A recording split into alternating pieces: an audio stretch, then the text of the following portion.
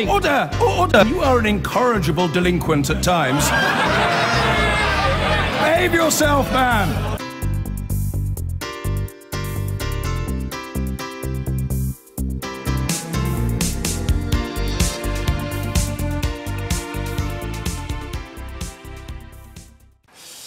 Well, let's face it, the result last night was most interesting because it was not predicted. In the last polls, only Survation actually got there, although YouGov had done quite well in the weeks before. We can look forward to yet another inquest on that, but more interesting than why the polls got it wrong is why the result actually occurred. For much of the campaign, Jeremy Corbyn was written off. So how did we get where we are? Partly Remainers voted for Corbyn to soften Brexit, partly many other people voted for Corbyn, as he was the one who promised the most radical change. Well, our policy editor, Chris Cook, has spent the last 2 months trying to make sense of the campaign. He's with me now to help us understand some of the numbers behind the results. And what do we know, Chris, about who voted which way? Well, some of what we know is, at this point, we don't have good polling on who voted which way, but we can infer things from the actual constituency results, from the real numbers. And we know, for example, that areas with more younger people saw much bigger swings to the Labour Party. We know that areas where there were more Remain voters saw much bigger swings to the Labour Party, and conversely, the Tories did better in leavier areas. And we know that where there were older people, there were more Tory voters, despite all the dementia tax stuff. It's also worth noting one slightly curious thing. We observed a lot that the polls were showing that a large number of UKIP voters were going to go to the Conservatives. That's what the polls suggested. Working through the numbers today, it looks like something slightly curious happened, which is that if you take the average seat where there was a UKIP candidate standing, roughly half of the people who voted for UKIP in 2015 went to the Conservative Party. About a quarter of the people who voted UKIP in 2015 went to the Labour Party, and there was a sort of residual core UKIP who've remained. But remember, UKIP didn't stand that many candidates this year, and it turns out that that quarter, when they were in seats where there wasn't a UKIP candidate, basically tended to vote for the Labour Party. Right. So the most hardcore UKIP supporters are more Labour-y than they are. Exactly, they're anti-establishment voters, and so it means that UKIP standing down, which we thought was probably going to help the Conservatives, probably helped the Labour Party. Right, that's interesting. Now, what about the polling miss then? So, the most interesting polling miss is the one that no one has really much talked about yet, which is the fact that Britain's two political parties, who spend much more money and much more time and are supposed to be much more expert than any newspaper at predicting a result, were both totally thrown yesterday. Even after the exit polls came out, they were both quibbling with the answers, with the results.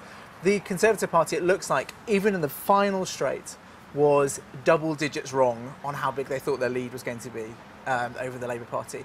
And actually, we've been tracking where they've been campaigning, and it sort of all suddenly makes sense when you realise they thought they were 11, 12, 13 points ahead of the Labour Party. OK, Chris, thanks. Well, so that's a sense of where the votes came from last night and where they went. The result, as we know, was that Jeremy Corbyn's Labour secured their best result for almost 20 years. It left a weakened Prime Minister and an emboldened opposition. David Grossman looks at what happened and how we got to where we are.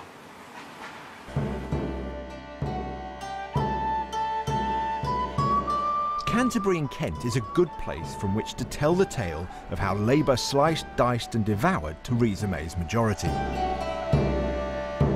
Like Chaucer's tales, this is not one story, but a set of overlapping narratives that combined to turn this solid Conservative seat with a 10,000 majority into a Labour victory. Of course, the Labour Party didn't exist in Chaucer's day, but the fact that a seat like this, that resisted the charms of Tony Blair, Harold Wilson and even Clement Attlee, should suddenly fall to the party of Jeremy Corbyn suggests something extraordinary happened. Rosemary Clare Duffield is duly elected Member of Parliament for this constituency. Rosie Duffield never expected to win. I have to get someone in my office. A single mum who writes comedy, the joke is now on the Conservatives. While they were warning about a coalition of chaos, she was quietly assembling a coalition of concerns. People are really worried about where they're going to go if they need a hospital. Austerity has played a part. People here are dependent on tax credits. bedroom tax. I see people crying on the doorsteps paying their bedroom tax when their husband's passed away or their children have moved from their home. All of those things that affect real people's daily lives were really what galvanised everyone to get out and vote, I think.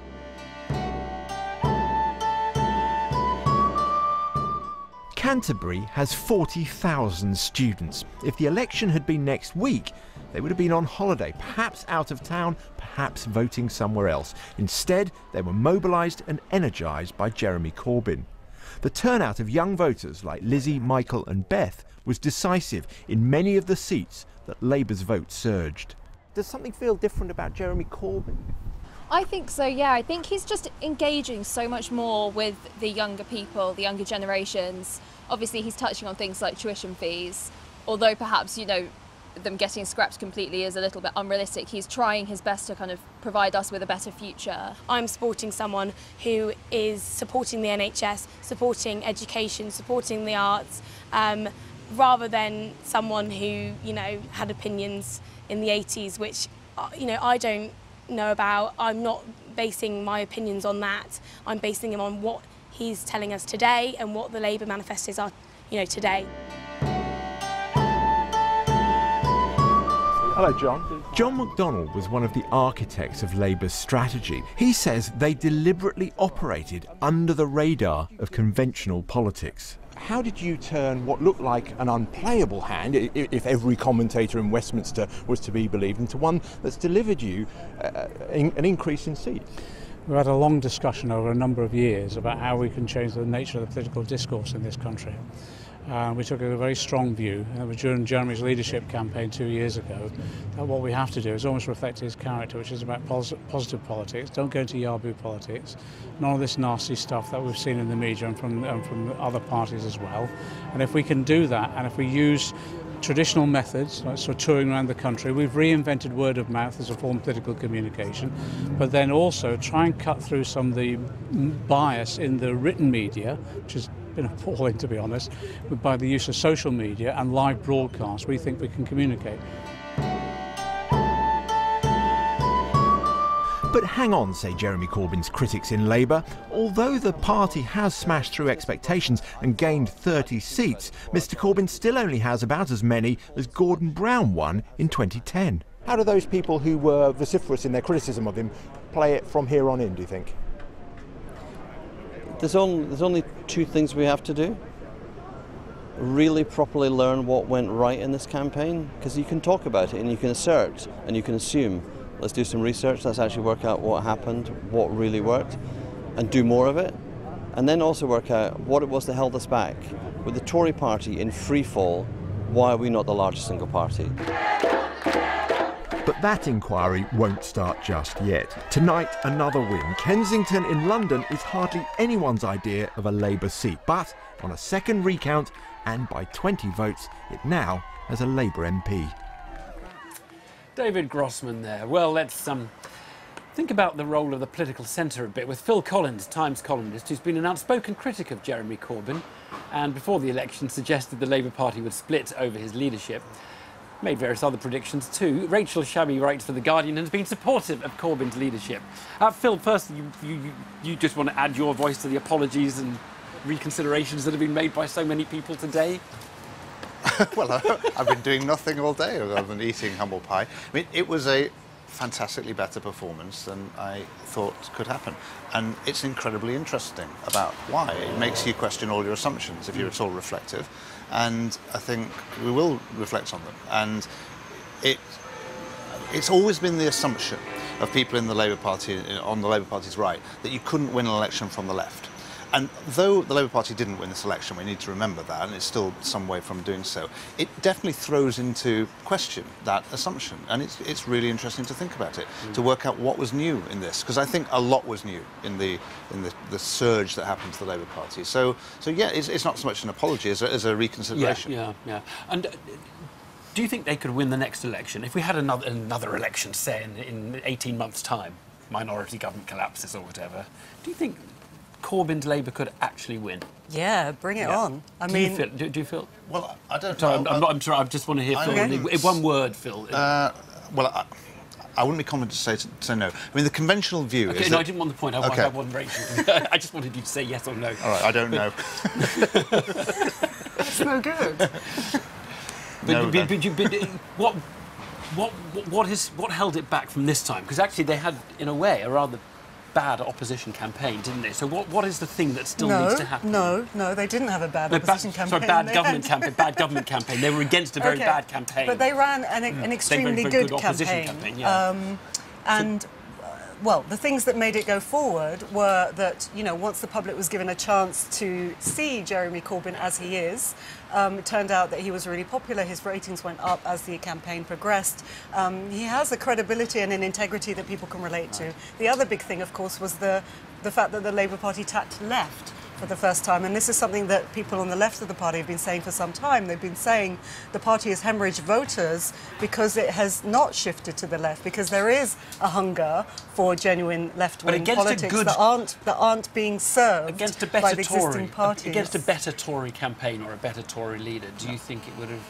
I agree with Rachel. I think you're doing Labour a disservice by saying it was a bad Tory campaign. It was in one sense, in that Theresa May was exposed as not very good. But the Tories were polling 44% when the campaign began, and they got about 44%. They didn't actually shed votes during the campaign. I think actually it's a Labour growth which is the real story, and I think that is remarkable because that never happens. You never find leaders recovering like Jeremy Corbyn recovered, and that is a really amazing thing. What happens now then to the moderates? First of all, Rachel, what do you think happens to the moderates? They do what Phil's doing, they eat their humble pie, they come in and they say, OK, we're a renewed Labour Party? Is that what... Well, you know, it's exactly what the party has been doing for the past 6 weeks, which is to unite and fight a very powerful campaign together. And I think what will happen now that the Labour Party has had such a surge, you know, 40% share in the vote was considered impossible just weeks ago. The parliamentary party will cohere and unite and be an effective opposition to a very weak and dodgy coalition. But meanwhile, because this bit is important, meanwhile, you know, the parliamentary party will be in a feedback loop with the grassroots, and they will mobilise, and they will get all their different strands of their supporters to come together and to fight grassroots causes. And once you have a parliamentary party that is focused and engaged with the grassroots, then that can create an extraordinary power. Phil, do you agree with that? Well, it's going to be a unified party from here on out. I think it will be now, but what the moderates need to do is something quite different. They need to start thinking. The thing I most regret about the last few years of Labour politics is that the right has had nothing interesting to say. And it has given up the idea of hope and spirit that was galvanised by Corbyn. Now, that could have been galvanised by the right if it had anything interesting to say 5 years ago, so basically, but it hasn't had. Britain will not have a Macron, is what you're both saying, because we will have a left alternative and the Tory party, which is in kind of alliance with the DUP or something like that, and that the Macron vision... I think one other thing which you have to take from this campaign is that politics is so volatile that it moves so fast that 2 years from now we could be in completely different territory. So I wouldn't say that for certain. So sorry, we need to leave it there, sorry. Thanks both.